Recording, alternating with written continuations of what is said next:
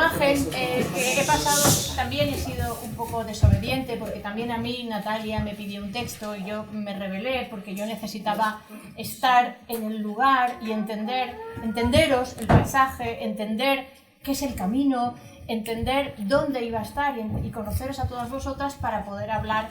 Y al final no le mandé el texto, pero saqué esta mañana una foto que me parece muy interesante y que os quiero compartir. Vamos a hablar de cómo abordar el patrimonio con arquitectura y con paisaje. Somos tres, a Paola ya la conocéis, Pedro es director de la Escuela Gallega de Paisaje y Carlos Pita es un famosísimo arquitecto, múltiplemente premiado, múltiplemente premiado, especialmente por tus plazas en el espacio, o sea, plazas en el espacio público, que me parecía algo interesante. Yo preparando esta breve conversación de esta mañana me vi varios vídeos tuyos. Uno que me encantaría que cuentes es una maqueta de Giacometti con unas personas caminando y alguna frase graciosa como: si quieres ganar dinero, no trabajes en lo que te gusta. Así que yo me hice los deberes. Y claro, esta imagen que vemos es esta mañana en el sitio donde yo dormía. Yo dormía en una rectoría que es patrimonio, una rectoría que está rehabilitada y que está en el camino. Por la mañana, a través de mi ventana, yo veía pasar a los peregrinos. Pero claro, cuando salí a caminar, aunque sea unos metros por el camino, me encontré con esta imagen. Mirad, helados, bar, hotel, bebidas. O sea, ¿es necesario? O sea, ¿cómo este señor que ha hecho esta rehabilitación entendió con sensibilidad que estaba rehabilitando una rectoría, pero luego el uso que se da a este patrimonio resulta que no hay unas directrices, o sí las hay, este señor no las cumple, en cuanto a comunicación y en cuanto a pues, lo que es, no sé, advertising, o no sé cómo llamarlo, señalética. Yo no sé cómo se podría frenar esto, porque la rehabilitación del patrimonio sí está hecha con sensibilidad, pero luego el uso nos lleva a situaciones como esta. Y dicho esto, para enganchar con la conversación anterior, que se utilizó la palabra experimentación, a mí me gustaría decir a las administraciones y al equipo que está trabajando en lugares, si el camino podría ser un laboratorio de experimentación para proyectos de arquitectos emergentes, arquitectos muy jóvenes que pudieran trabajar en estos temas de sostenibilidad y resiliencia tan necesarios, pero con una visión nueva, joven, innovadora, porque si no son las administraciones las que dan trabajo a la siguiente generación, no vamos a poder avanzar. Dicho esto, os dejo a cada uno de vosotros unos minutos y luego traigo una batería de preguntas, las mismas para los tres, y también me gustaría que si alguien del público quiere participar. Muy bien, yo cedo la palabra a Pedro porque creo que para entrar en... Pedro. Sí, buenas tardes. Yo me levanto también, que si no, no veo la pantalla, y coincido con mi amiga Paula. Bueno, yo os adelanto que la mayor parte de las cosas que yo voy a intentar trasladar coinciden con el pensamiento que tiene Paula, ¿no? Yo voy a hablar de paisaje, voy a hablar del camino, voy a hablar de diferentes opciones y voy a decir lo primero, ¿no? Lo más importante: el camino es un hilo conductor patrimonial, cultural, y debería ser también un hilo conductor de paisaje. Es decir, el paisaje no es el camino en sí, es todo lo que se aprecia desde el camino. Decía Otelo Pedrayo, el paisaje gallego que contemplamos fue creado para... Ramón Piñeiro. Perdón. Sí, o sea que está claro. Fue creado pacientemente, tenazmente, por generaciones y generaciones de gallegos, ¿no? Con su trabajo, con sus manos. Es decir, es un paisaje antropizado. Comentaba antes también Paola que en la definición de paisaje, un paisaje es una realidad física que es percibida. Si no hay percepción, no hay paisaje. El paisaje es el fruto de las interrelaciones entre los elementos bióticos, abióticos y antrópicos. El paisaje de Galicia es el resultado de una dinámica social, una dinámica cultural y obviamente una dinámica natural. Por tanto, el Camino de Santiago podría ser ese elemento vehicular, ¿no?, que nos acerque y nos haga comprender la realidad del paisaje en Galicia. Sabéis que dentro de los numerosos estudios de paisaje, ¿no?, en Galicia en particular, hay unas tipologías muy determinadas, el bocage, el semibocage, el agra, los open field, ¿no? Y de hecho el IET, la Junta de Galicia, ha identificado más de 28.000 unidades diferentes de paisaje, agrupadas en lo que se denominan 12 unidades paisajísticas. Esto es el paisaje de Galicia. Y esto es lo que se debería ver y proteger desde el camino. Una lectura integradora de la parte patrimonial y de la parte también cultural. Esas 28.350 unidades de paisaje, casi nada, en Galicia somos ricos en todo, también unidades de paisaje, ¿no?, están clasificadas solo con 3 ingredientes, ¿no?: morfología, usos e información climática. Si esto lo complicamos mucho más, que se puede hacer, el resultado sería mucho mayor. El paisaje no es solo vegetación, no es solo lo que está construido, ¿no?, es también el flujo dinámico, el flujo ecológico, la fauna, la flora, las construcciones. Los elementos urbanos también son el paisaje, y como trabajamos en el camino de paisaje, debemos trabajar a escala micro, a escala pequeña, y también a escala macro. Luego veremos algún ejemplo que trabajamos en la Escuela Gallega de Paisaje a escala pequeña. Bueno, esto ya lo he dicho: paisaje, realidad física sin percepción. Si no hay unos ojos que miran el paisaje no existe. El problema es que la percepción histórica del paisaje es una percepción estética, de ornato nada más. Hay que empezar en cierta medida a trabajar e incluir el funcionamiento ecológico, los servicios ecosistémicos en esa percepción de paisaje. Lo adelantó también Paola, ¿no?, esos servicios de provisión, de regulación y cultural. En el mes de octubre, si me enrollo me lo dices, ¿eh? Sí, en el mes de octubre hicimos un workshop en Monterrey. Vinieron 25 personas, arquitectos, ingenieros, biólogos. Les dimos unas fichas de valoración del paisaje, lo valoraron. Durante 3 días estuvimos explicando la importancia cultural del sitio, la importancia natural, de la flora, de la fauna, y al final hicieron otra valoración del paisaje. El resultado es totalmente distinto. Por tanto, debemos apostar por sensibilizar, por informar, y, como decía Robertson Davies, el ojo ve solo lo que la mente está preparada para comprender. Y ahí las administraciones públicas tienen muchísimo que hacer. Acabo ya. Paisaje, sabéis que desde un prisma etimológico hay 2 raíces, la germánica y la latina. Nosotros le llamamos paisaje. Paisaje proviene de pagus, de aldea, de distrito, es decir, hay inherentemente un vínculo real con la población, con la parte social.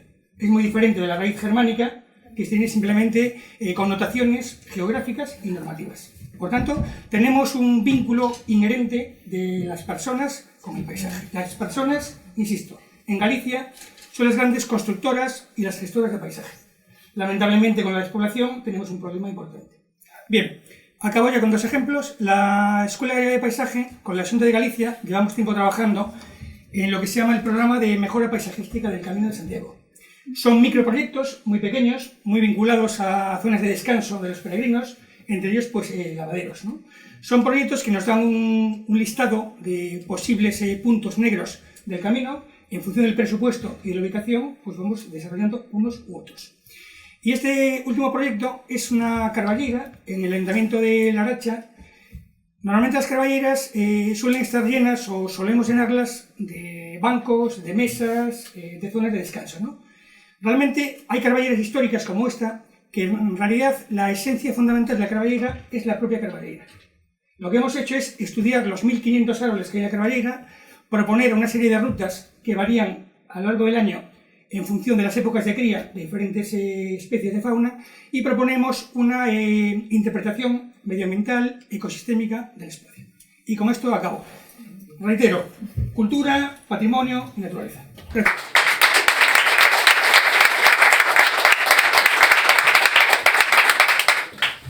Carlos. Yo no traje imágenes, o no Sí. sé. Sí. Sí, bueno.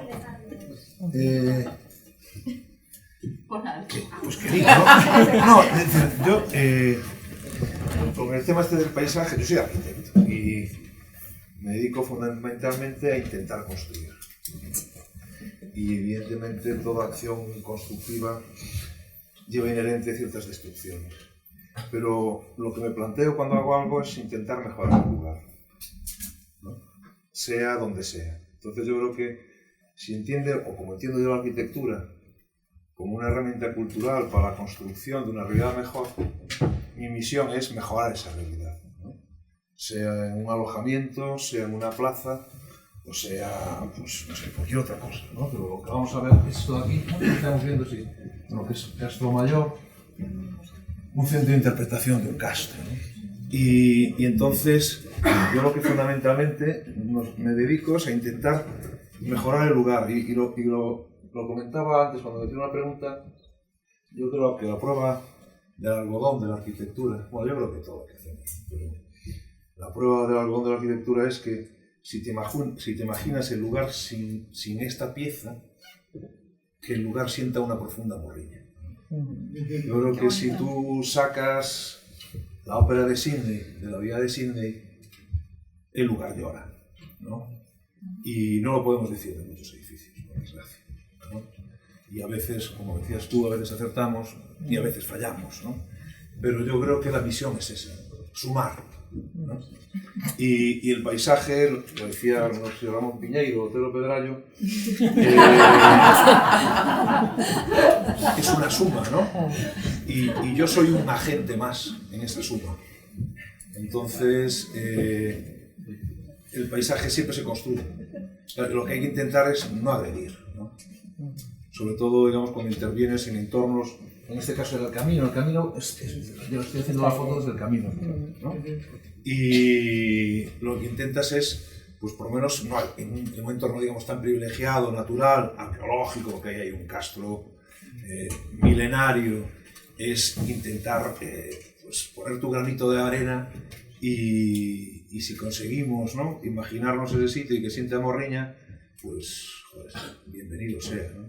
Y yo creo que eso lo que haces con total humildad, ¿no? Pero al mismo tiempo con ganas. Y inevitablemente experimentamos, ¿no?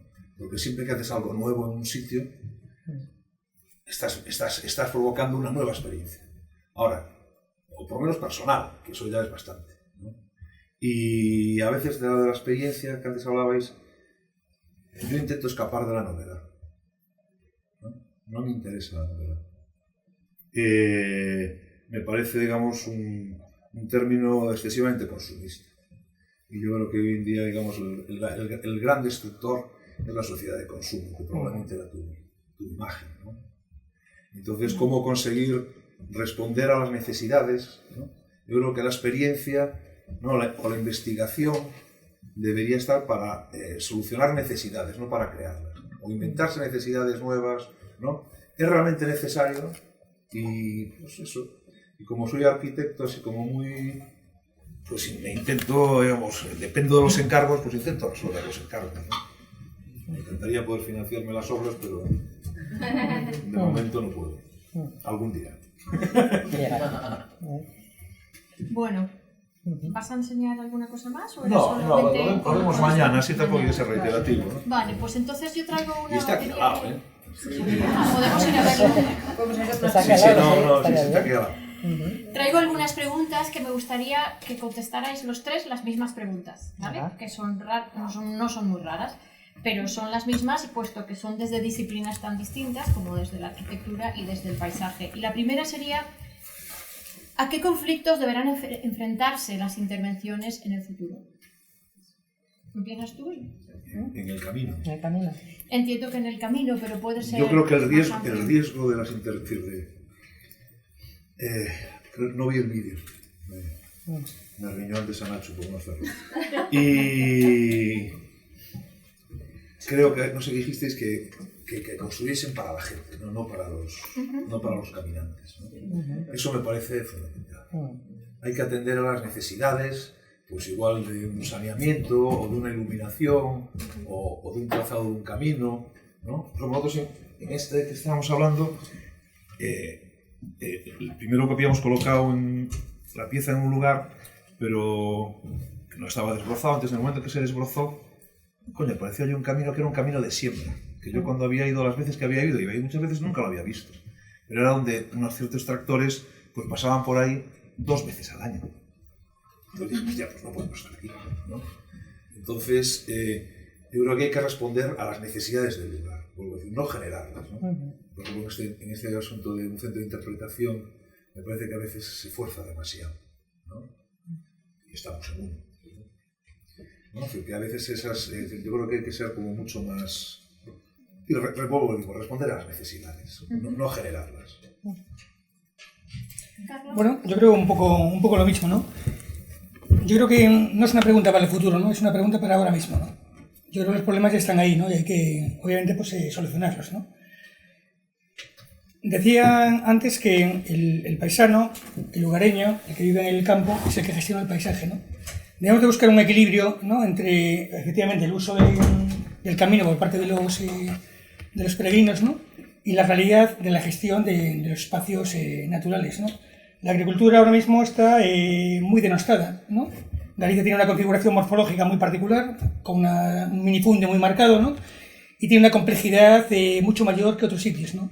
Pero debemos ser capaces de poder promover la economía del rural en coherencia con una gestión del paisaje sostenible y también en coherencia con el uso, obviamente, del camino, ¿no? Antes decía también lo del futuro, que ya es ahora, no que será dentro de unos años, porque también tenemos un problema vinculado al cambio climático, ¿no? Es una realidad, ¿no? Y en Galicia pasa una cosa muy, muy curiosa, ¿no? Porque tenemos, en teoría, zonas que se van a calentar y zonas que se van a enfriar, ¿no?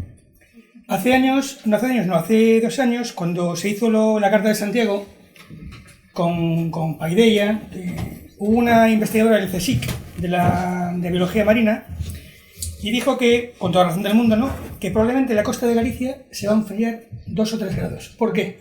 Porque Galicia está a la misma altura que Boston. En Boston nieva, aquí no nieva, porque nos calentamos, igual que Inglaterra, con las aguas calientes del Golfo de México. Con el deshielo de los icebergs, que son de agua dulce, se cambian las corrientes marinas y aquí se va a enfriar la costa. Si se enfría la costa, nos vamos a quedar sin marisco, un problema importante. Quiero decir que la realidad, la problemática ya está encima de la mesa y hay que buscar soluciones para afrontarla. Pues joder, cada día está mejor el agua. Por ahora. Sí, yo antes entraba como chiquito de la calzada y ahora entro como Pregunta a los mariscadores este año cómo han tenido los problemas, que han tenido problemas. Paola, ¿tú qué, Bueno. ¿a qué conflictos te parece que va a haber que enfrentar? Hombre, yo creo que hay un conflicto. A ver, a mí, yo voy a hablar un poco sobre lo que estabais comentando, porque lógicamente yo pienso que también hay que construir para los lugares, pero también hay una cuestión que me ha hecho reflexionar esta mañana cuando veía el vídeo, y es gestionar las expectativas de los que hacen el camino. Porque yo pienso que vienen al camino, muchos de ellos, cuando estaba escuchando, y están pretendiendo que haya un baño como cuando hacemos un parque urbano, ¿no? Un baño cada X metros, un agua, unos servicios, cuando en realidad estás para hacer un camino. Un camino en el que tú eres el invitado, el visitante, ¿no? Entonces yo creo que eso es importante. Y luego me ha preocupado una imagen que he visto antes también, de esa curva exponencial de visitantes. Hay que gestionar... 400.000 en el año 2020. Os voy a explicar un caso concreto. Yo he trabajado en San Juan de Gacelugache, ¿de acuerdo? Sí. En un proyecto que, bueno, la verdad es que luego me tuve que bajar, pero bueno, eso es por otras cuestiones. Pero han tenido que limitar el acceso, porque no hay sistema.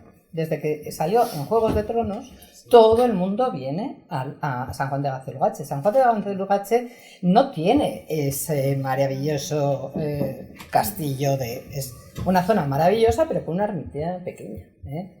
Y es muy bonita, y yo estuve trabajando para hacer ese camino, esa bajada, en la que las personas venían con zapatillas, con chanclas, y tienes un desnivel importantísimo. La erosión era tan importante que empezaba a moverse toda la ladera. No solo por la frecuentación. Así que yo creo que hay... Pero Paola, quiero hacer un comentario sobre eso. Sí. Lo que el aumento también supone que hay una diversificación mayor de flujos. Cada vez hay más caminos reconocidos en Galicia. En este momento tenemos 10 rutas reconocidas, o sea que al final son 1.500 kilómetros de camino que se han promocionado también. Ya ha habido todo un trabajo de desestacionalización, con lo cual la capacidad de carga del camino es mayor. Pero es que, en el 2010. Entonces eso también pero se eso tiene hay que saber. Tenerlo en cuenta. Pero, eso yo no lo sabía. Sí, tienes toda la razón. Pero bueno, crece, porque crece también el número de registros, se hace mejor, pero es que digamos ha crecido más el número de caminos del que se tienen datos. No, sí, es que además el camino, hoy en día no te agradezco esa puntualización, porque el camino... No es como en el otro caso, que efectivamente es un único lugar, es esa iglesia y solo hay un punto de acceso. No, pero yo ahora te voy a hablar del camino, por ejemplo, del Camino de Santiago en Igeldo. Sí, de acuerdo. Una cosa, Diana, si yo me puedo sumar nada, medio por minuto supuesto, a yo creo que este debate es importante que se sume claro, al público. Yo creo que hay que conocer todo. No, es que lo hemos comentado, lo de la curva, ¿no? A mí también me preocupa porque me parece que el filtro que establece el Camino de Santiago ahora mismo puede ser la mínima dificultad de un poco de molestia, un poco de esfuerzo del camino. Pero no es un filtro económico, que suele ser el filtro habitual. Como lo empecéis a llenar todo esto de paraditas, y aparte de cargaros el camino, el filtro será económico. Pero no es eso, es que la gente ahora confunde que sea accesible la accesibilidad con que sea que hay una autopista. Entonces el camino por sí tiene que tener una dificultad, es que si no, no sería camino. Es decir, yo soy una persona con una edad que tengo mal una rodilla, nunca voy a hacer un maratón. Entonces si no voy a hacer una maratón, o sea, yo entiendo que todo el mundo quiere hacer un camino, pero ahora lo quieren hacer con su familia, con su perro, con su no sé qué, discapacitado. Es decir, atención. Entonces esa es también la reflexión, hay una presión social muy fuerte por parte de determinados colectivos, por parte también de que al final el camino lo que supone es un impacto socioeconómico fuertísimo en el rural, y mucha gente se quiere sumar, hay una presión increíble por parte de otros ayuntamientos de concilios que quieren que sus rutas que crean sean reconocidas porque eso genera un desarrollo económico. Entonces bueno, hay que estudiar muchas variables, pero solo quería decir, el incremento del número de peregrinos, o sea, lo que intenta buscar la Junta, yo ahora ya no estoy en la Junta, pero lo que se intentaba buscar es siempre la calidad, la excelencia en lo que es en sí la experiencia. Cada vez lo hacen más extranjeros, hay personas de 187 países que están realizando el camino, cada vez vienen de más lejos. Nosotros vamos a hacer siempre la meta, lo que se pretende es que el camino sea una buena experiencia y una experiencia vital transformadora, para lo cual no puedes hacerla solo desde los últimos kilómetros, desde esa área, sino que se intenta que las peregrinaciones sean más largas, más efectivas, que tengan más impacto o que lo hagas por temporadas. Bueno, hay muchas cosas y son muchos más, porque esos son los que recogen la compostera, es decir, que se han preocupado de tener una credencial, de estudiar 2 veces al día, de hacer la cola en la oficina del peregrino, de recoger y tal. Muchísima gente no lo hace. Nuestros estudios indicaban que más del 40%, por lo menos, son peregrinos que repiten, porque es una experiencia tan satisfactoria que la gente se engancha. Algo bueno tiene. No, muy bueno. Y bueno, me refiero a que... Sí. Perdón, pero claro, es que entonces como... Sí, yo quería preguntar cuáles son los conflictos a los cuales se enfrenta y se enfrentará el camino. Yo una sugerencia, no hagáis un Juego de Tronos que tenga una sede... Pero no, por favor, Ya, pero es la marca Galicia, entonces es muy difícil. Pero Pablo Coelho tiene otra gente. El Juego de Tronos es la marabunta. Quiero sacar un tema interesante que lo hablamos esta mañana en el desayuno, porque dijo Carlos una cosa que me impactó, y es: el camino ha muerto de éxito. Cecilia, lo comentaba esta mañana. Puede morir de éxito. Perdón, puede morir de éxito. Esa amenaza está ahí presente. Sí, pero es que contaba una cosa que me pareció... Salen todos los planes estratégicos, los planes directores. La obra esta es en el camino, ¿no? Entonces, claro, el año pasado, en la Semana del Santiño, ¿no? El 25... Sí, cuéntalo. Aquello era el Corte Inglés. Claro, eran 2.500 al día. Lo que estás comentando tú, venían familias con niños pequeños, que tú no puedes meter a un niño pequeño a subir 3 horas una cuesta. Entonces el niño no sé cuánto, entonces había unos conflictos, pero que son inevitables de la gente. Yo creo que es imparable, pero claro. Pero había momentos que, wow, también venían, digamos, los ultracatólicos, venían, claro, era el 25, ¿no? Pero bueno, ahí está, ¿no? Y pasan todo el año, tiene razón. Bueno, yo creo, sinceramente, yo como persona, como Cecilia Pereira, no lo seguiría promocionando más. Ha tenido un momento álgido y increíble de promoción internacional del camino, suficientemente conocido. Hay en este momento, así que lo sabemos, es que 348 asociaciones de amigos en el mundo, en todo el mundo, amigos del camino, que hacen su labor. La gente ahora es prescriptora a través de las redes, es decir, haría campañas más cuidadas y tal, pero bueno, el peligro está ahí. Es marca Galicia, lo sabemos, o sea, nosotros fuera nos conocen por el Camino de Santiago, ni Inditex ni nada, o sea, tú dices Camino de Santiago y ya te sitúan. Es algo muy aspiracional para mucha gente, fundamentalmente en Asia. Solo hay que ir a Corea para vivirlo, o sea, la gente, su sueño no es ir a Bora Bora, es venir a hacer el camino. Y bueno, ya está ahí, pero claro, las cifras son alentadoras, y lo que es medible, el camino para cualquier político es una herramienta fantástica. Yo estoy de acuerdo contigo, Cecilia. Yo sí lo promocionaría, pero lo promocionaría de otra manera. Ya, bueno, me estaba refiriendo a eso, ¿no? Esas campañas masivas que se hacen. No promocionaría, quizás no organizaría porque los de la zona sur no tenemos camino. Porque es más difícil, pero eso ya lo hablaremos. Claro. O sea, me refiero, es un camino más duro, donde las etapas son más largas, donde se empieza a trabajar ahora, donde son comunidades que no están dentro del Consejo Jacobeo y aún así hemos estado reuniéndonos periódicamente con Extremadura, con Castilla y León y con Andalucía. Se han hecho muchos avances que tú a lo mejor no ves porque Allariz es un pueblo tan bonito que ya tiene que generar su propio turismo y no la hay. Y habría que moverlo más, pero bueno, se intenta. Pero cada vez que intentamos también se quejan los de aquí, también el francés, que oye, no nos atendéis.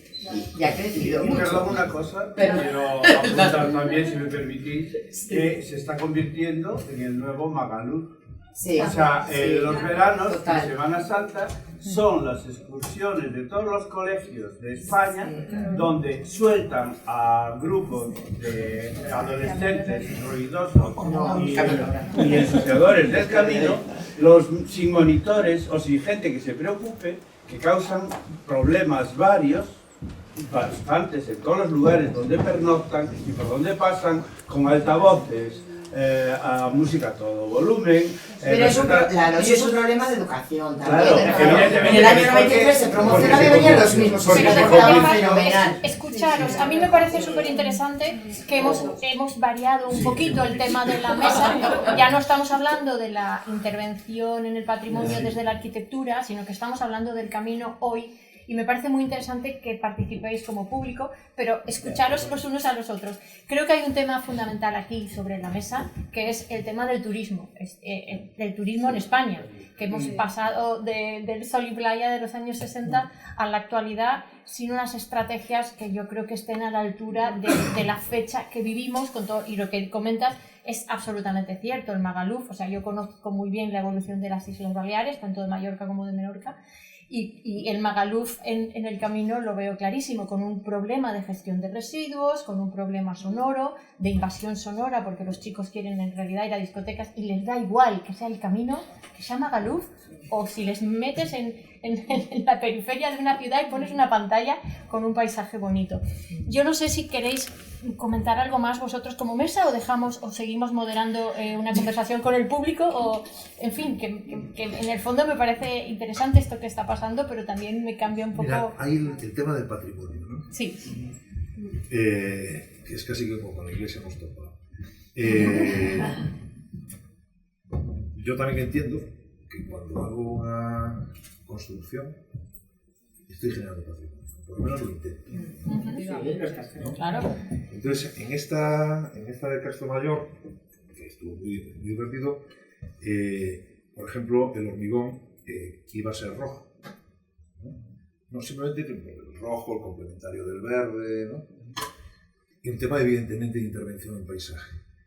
Fue prohibida por patrimonio porque no entra dentro de la carta de color esta que han hecho de Galicia. Sí. Que como decía un buen amigo de los Intans, parece más bien la carta de color de un cirujano maxilofacial. Porque eso realmente va desde un color blanco marfil al blanco no sé qué, ¿no? Y luego hubo otra cosa mucho más divertida. Yo siempre yo creo que como de buena cultura campesina que soy, intentas aprovechar todo lo que tienes. Y entonces siempre me obsesiono desde el primer momento qué hacer con los residuos, por ejemplo, con la tierra. Cuando levantas cimentaciones, intentar que no se tenga que ir. No por nada, porque siempre he trabajado con muy poco presupuesto y pagar un camión y pagar un vertedero me cuesta pasta. Y entonces aquí se iba a sacar y se iba a hacer una montañita y se me ocurrió poner magma. Me prohibió patrimonio gestionar los residuos de esa manera porque las magmas no son del siglo XXI. ¿No? Igual tenía que haber puesto colina o no sé qué. Y entonces fueron negocios que vinieron a ver. Y entonces tuvimos que espallar, ¿cómo se diría?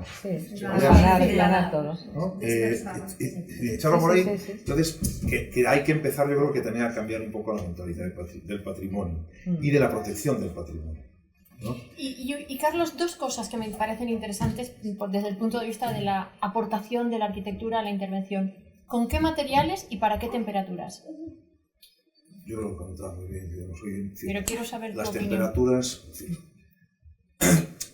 Y yo creo que lo decía antes a Nacho, ¿no? Y de ejemplo, vi el texto que sí que le mandé a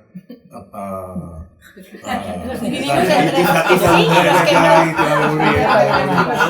y entonces yo creo que arranca con una cita de... A ver, arranca con una cita. Frase de Pascual Guinard, nunca se pronunciaron muy bien el nombre de este escritor francés, que dice que no sabemos qué sorpresas nos deparará el pasado.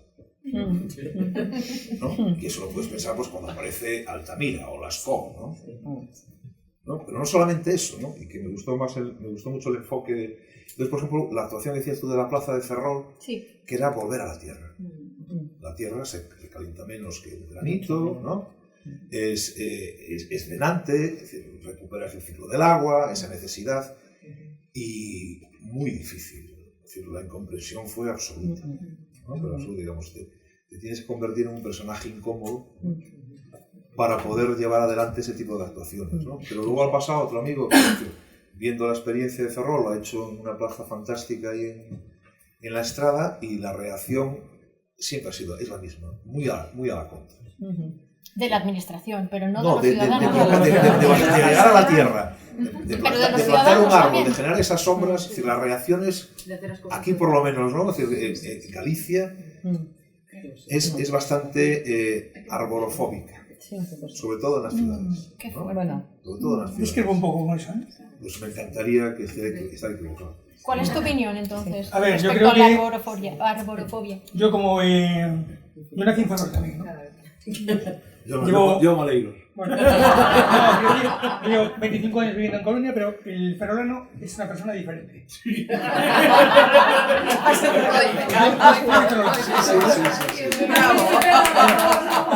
Eso lo vamos a recoger en actas, pero... Entonces, esa actuación, yo creo que para muchos ferrolanos, yo por amigos que tengo y demás, la ven como muy básica, muy rural, ¿no? Muy anacrónica. Sí. Es su perspectiva, ¿no? Yo discrepo. Que sí. Pero yo creo que en Galicia en particular, bueno, en España en general, ¿no? Y en Galicia en particular, la gente sí quiere árboles en las ciudades, pero no los quiere dentro de su casa. Justo. Claro. Es como los centros de los yankees. Antes subrayaba Paola, hay un investigador danés que tiene un apellido impronunciable, que se llama Cecilio Koninendig. Bueno, más o menos. Algo así. Y se inventó una regla que se llama la regla del 3-30-300. Y él dice que deberíamos tener una visión desde nuestro trabajo o casa, como mínimo a 3 árboles fuera. Deberíamos vivir en una ciudad en la cual el 30% de la superficie estuviese cubierta por copas de árboles, y deberíamos tener un espacio verde a menos de 300 metros de casa. No es una regla nueva, ¿no? La de los 3 árboles sí. Pero bueno, pueden ser 3 o pueden ser 5, da igual, ¿no? 30 es el umbral numérico que se utiliza en la mayor parte de los planes directores del mundo de arbolado urbano. Hablamos de Melbourne, Toronto, Madrid, todos, ¿no? Y 300 es una regla que la publicó Europa en el año 2003, una investigadora que se llama Tarcia, que dice que todos deberíamos tener, eso, a menos de 300 metros de nuestras viviendas, un espacio verde, pero de más de 5.000 metros cuadrados. Wow. ¿Para qué? Para hacer ejercicio físico, etc. En España solo una ciudad lo cumple, Ciudad Verde, Vitoria, y algún barrio, alguna zona de Barcelona. Pero es cierto que la Federación Española de Municipios y Provincias y algunos grupos políticos están recogiendo la regla del 3-30-300 del Cecil para mejorar la forma de planificar las ciudades. Oye, el tema que tú hablabas, ¿no? El de recuperar los ciclos de agua. Y el tema de, que yo no sé si es verdad, y te hago la pregunta, hace poco leí algo así, que en Euskadi solo había un 3% de tierra fértil. Bueno, no es, sí, no, pero con matices. Es cierto que... Asusté, ¿no? Que no estuviese chutada, ¿no? No, que no tengamos, bueno... No. El problema de Euskadi es un poco el problema que también tenemos aquí en Galicia. Aquí no estamos hablando un poco, pero bueno, no es porque no es el tema. Hablamos un poco, ahora voy a ver patrimonio natural, ¿vale? Vamos a cambiar del patrimonio construido al patrimonio natural, un momento, porque también es patrimonio. Y yo lo que veo que en Euskadi lo que tenemos es como aquí, primero una propiedad privada muy fragmentada. Yo he hecho estudios en 200 hectáreas donde me he tenido que He tenido que hablar a 147 propietarios, 200 hectáreas, o sea, propietarios forestales de 5.000 metros, 3.000 metros, donde cada uno gestiona como este es mi camino, el otro es mi camino, y donde se ha perdido muchísimo suelo fértil porque verdaderamente se está explotando de una manera poco responsable todo el tema forestal. Ahora no hay ninguno vasco aquí, ¿verdad? Porque si no me matan.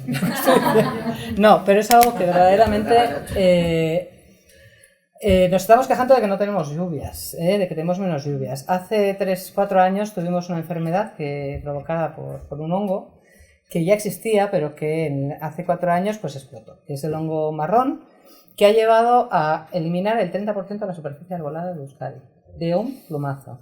Y se ha hecho además con alevosía y premeditación mientras estábamos todos recluidos en la pandemia.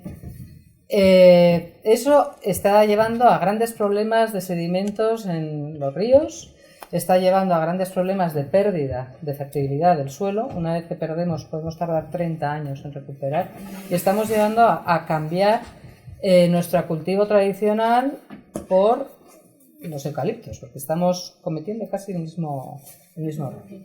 Y bueno, no quiero dejar ese... O sea, yo lo que creo es que tenemos que dar más importancia a ese patrimonio natural del que dependemos tanto, y que yo, no sé vosotros, pero yo en mi experiencia, cuando he tenido que enfrentarme a algunas cuestiones con patrimonio, porque he trabajado mucho también con patrimonio, todo el tema construido se le da muchísima importancia, ¿no? Al mainel, al tal, no, tal, consérvame, pero en cambio el arbolado que tienes, la vegetación, el carácter del espacio, que es fundamental, el carácter del espacio, ¿sabes? Como que puedes hacer prácticamente lo que quieras, y eso tampoco es así, O sea, es así, o sea, hay que dar un poco de importancia también a ese elemento.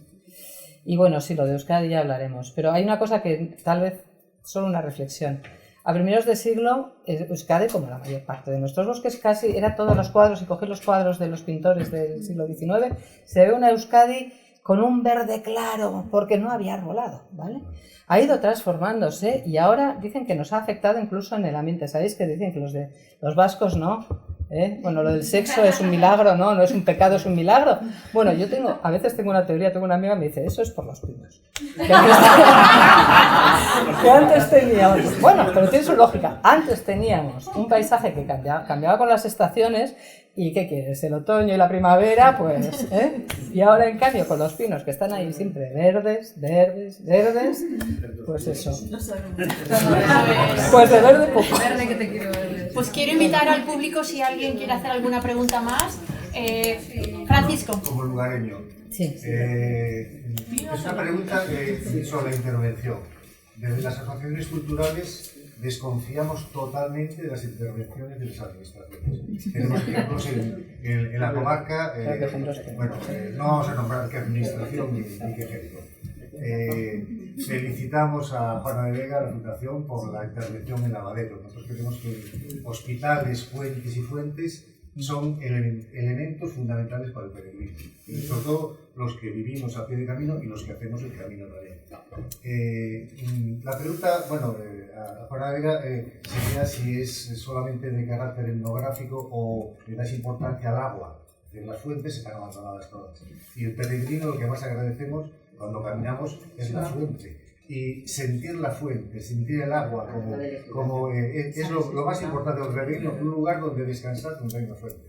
Es una pregunta combinada a Carlos, porque Carlos está implicado en una intervención en el camino. Yo hice el camino a nivel de Portomarín, de la gente que íbamos caminando solo entré yo a ver el Castro, nadie más entró. ¿Os va a condicionar el centro de interpretación el hecho del camino? Es decir, ¿vais a hacer un centro de interpretación arqueológico pensando en el peregrino o no?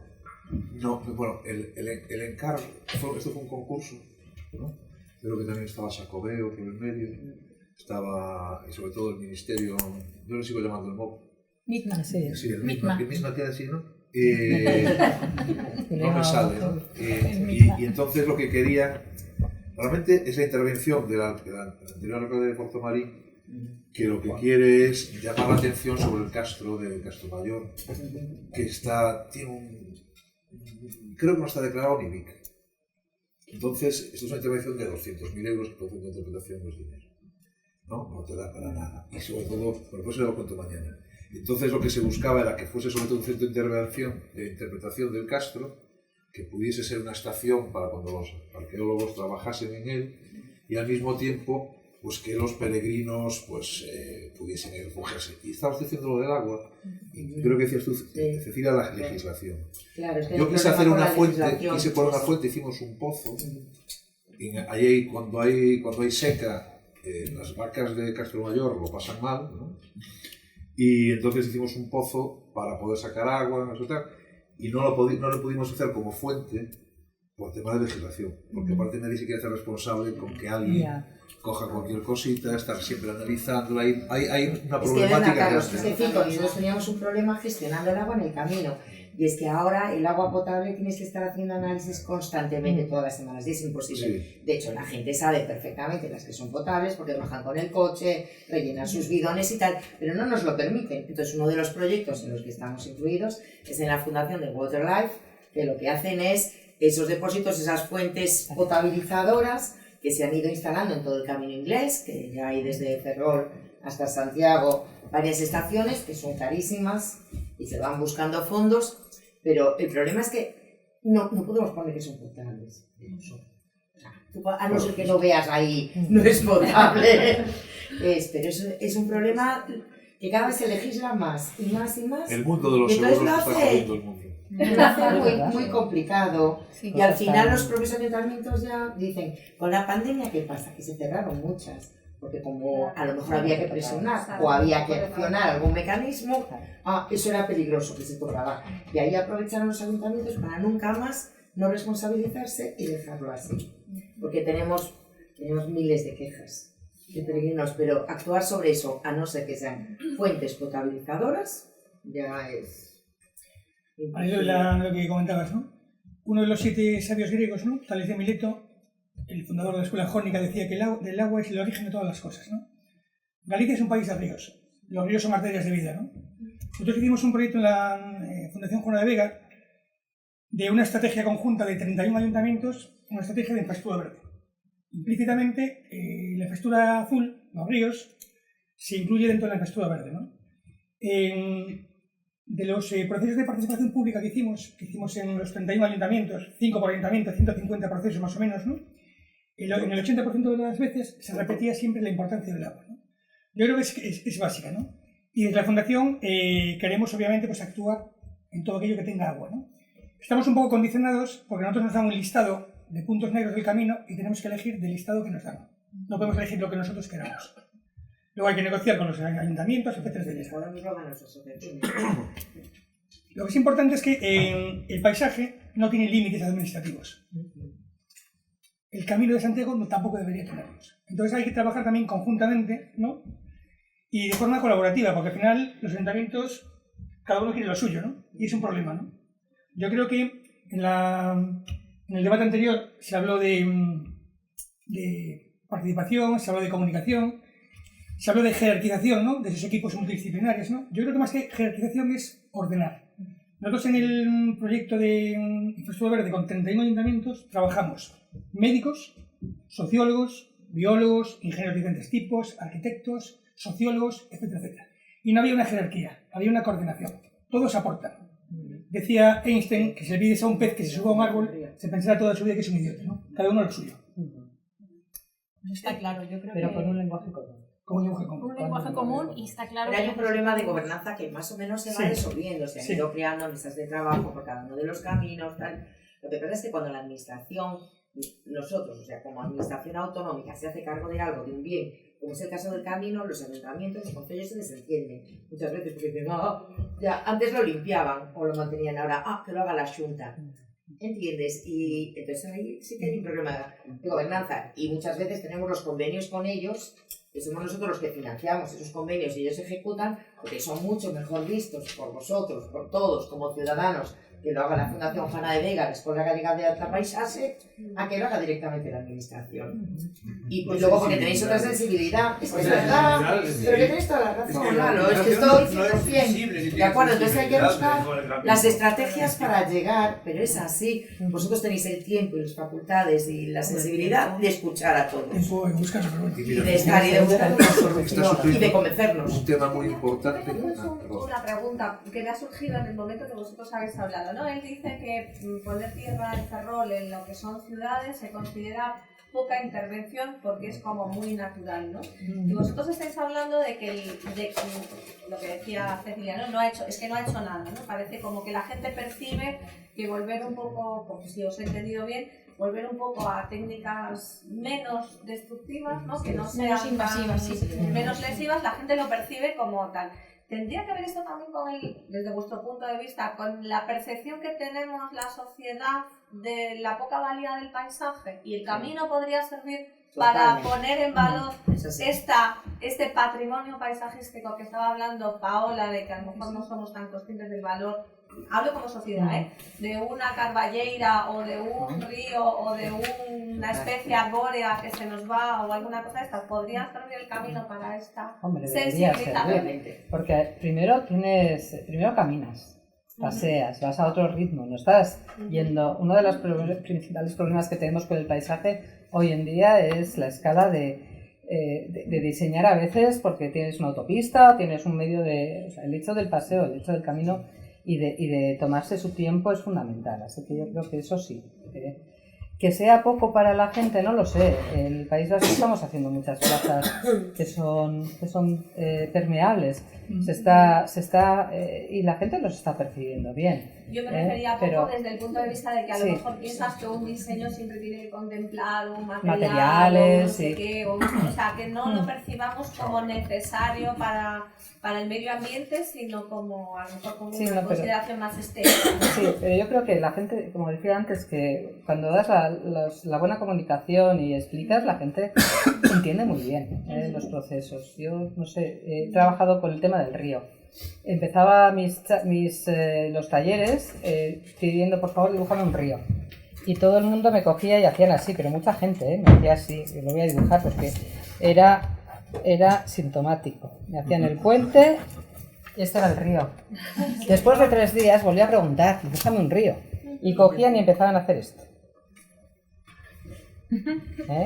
Hacían el puente y llegaban al mar, pero empezaban con la lluvia, bajaban por el monte, hacían la vegetación, pasaban, eso sí son, ¿de acuerdo? Llegaban hasta el mar. Entonces, yo creo que la comunicación y la experiencia del camino, si hay un sitio donde puedes verdaderamente experimentar, es en un sitio donde tienes que hacer 30 kilómetros en un día, me refiero, que es que... Y además porque está protegido ante ciertas aberraciones. Hombre, entonces, claro. Eso también, ¿no? Pero es concienciar a la Hombre, yo población. creo que es... Pero creo que en Galicia tenemos un problema con el uso de los materiales. O sea, que la gente ve una reforma de eso. O sea, me ha pasado este fin de semana estar en el Mirador Pedralbes y decir a un señor, yo arquitecto, ¿por qué vienen a ver todo esto? Si el arquitecto no hizo nada. Eso es, pero a lo mejor eso es lo bueno. ¿Sabes? Que parezca que está siempre. Ese es el éxito. Pero es que las barandillas por todos son tus amigos. A mí también me parece. Que no se note. Ay, aquí no tenemos el material bien repujadinho y tal, no se ocurre una cosa. Que una balaustra, ¿no? Debían de tener poco dinero. Y es una pena. Ese es el concepto. Bueno, para cerrar, yo creo que hemos tenido una mañana intensa. Estamos todos con ganas de comer y seguir la conversación en la comida, así que me quedo con una frase de Carlos. Carlos decía intervenir para las necesidades y no generarlas, que me parece que es muy positiva, y creo que me ha tocado una mesa muy homogénea, que los tres piensan de una manera muy similar. De Carlos, de Pedro la idea de transversalidad, de participar con médicos, ingenieros, arquitectos, urbanistas, etc. Y de Paola seguimos con el cambio climático y la resiliencia. Así que nada, nos vemos todos en un ratito.